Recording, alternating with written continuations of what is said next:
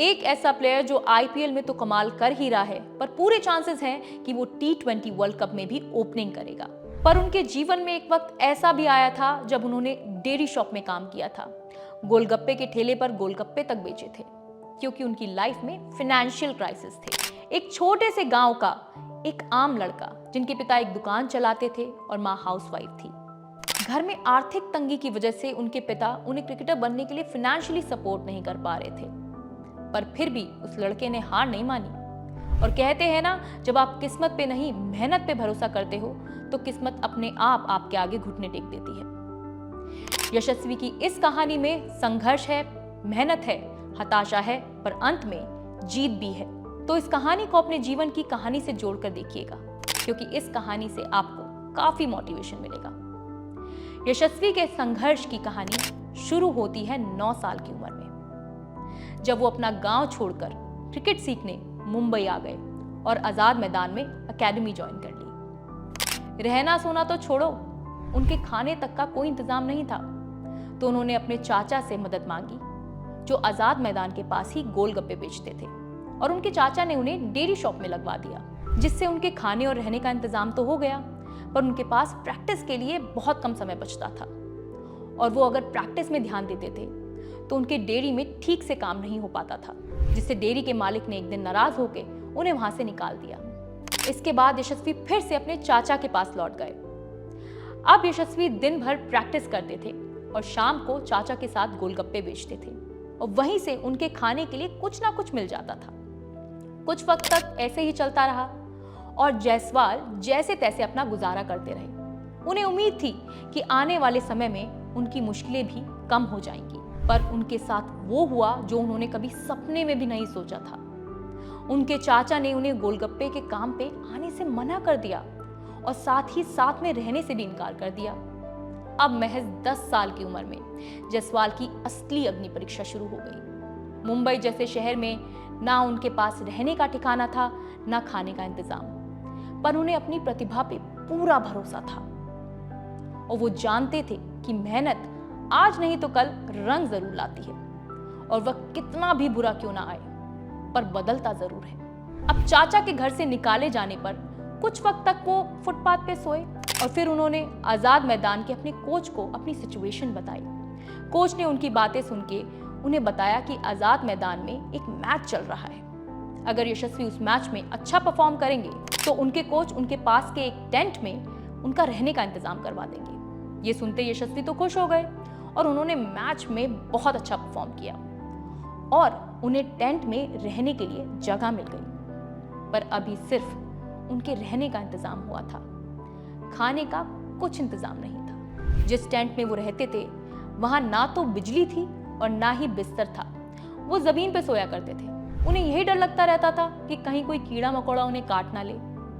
अपने एक इंटरव्यू में यशस्वी ने ये तक बताया कि जब भी वहां बारिश होती थी उनके टेंट में पानी भर जाता था, जिससे वो पूरी रात नहीं सो पाते थे। दिन भर प्रैक्टिस के बाद उन्हें कई बार बहुत भूख भी लगती थी, पर उनके पास खाने के लिए भी कुछ नहीं होता था। इस हालात में बड़े से बड़े आदमी का मनोबल टूट जाए, पर यशस्वी ने खुद से एक वादा किया था कि वो अब गांव क्रिकेटर बनके ही वापस लौटेंगे।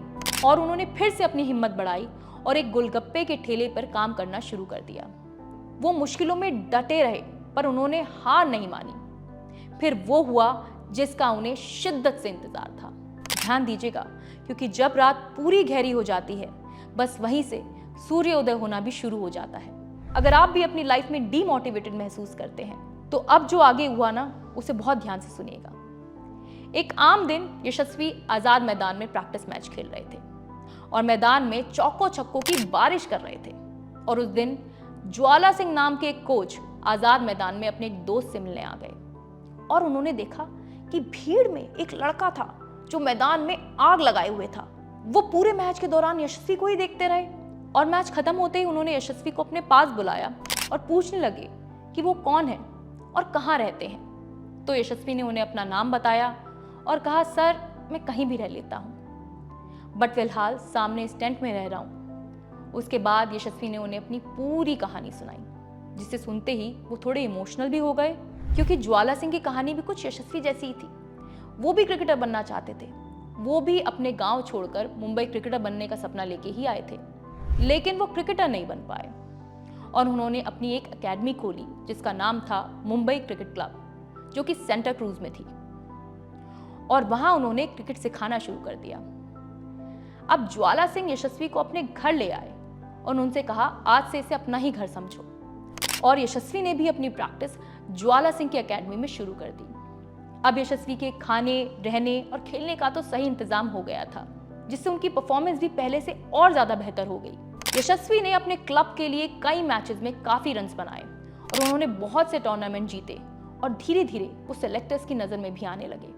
फिर वो हुआ जिसका उन्हें शिद्दत से इंतजार था।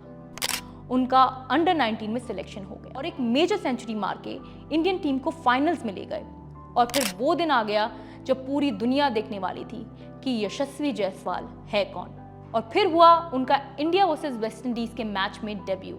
ये दिन उनके लिए किसी सपने जैसा था और पहले ही मैच में वेस्ट इंडीज के खिलाफ 171 रन बना डाले।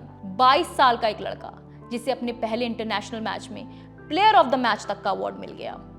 और फिर जायसवाल बने टेस्ट मैच में एक सीरीज में 20 छक्के लगाने वाले पहले प्लेयर। और इस साल आईपीएल 2024 में जो टीम सबसे अच्छा परफॉर्म कर रही है ना, वो टीम है राजस्थान रॉयल, जिसमें हर मैच में यशस्वी ही ओपनिंग कर रहे हैं और उनके सामने जो मर्जी बॉलर क्यों ना खड़ा हो, उनका बैटिंग का अंदाज बिल्कुल बेपरवाह और बेपाक रहता है।